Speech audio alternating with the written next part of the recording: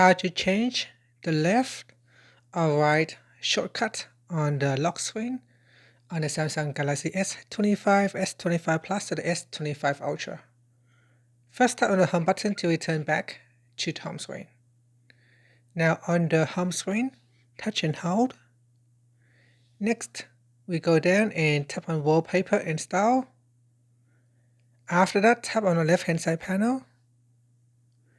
Then in here, on the left-hand side is the phone application, and on the right-hand side is the camera application. To change the shortcut, simply tap on it, and then from here you can select a different application.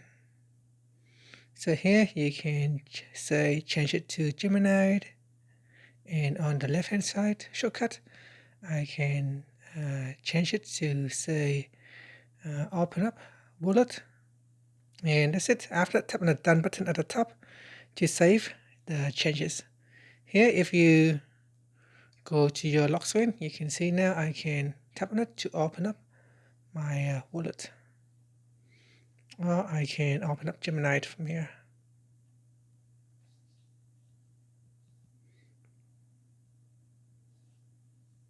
And that's it.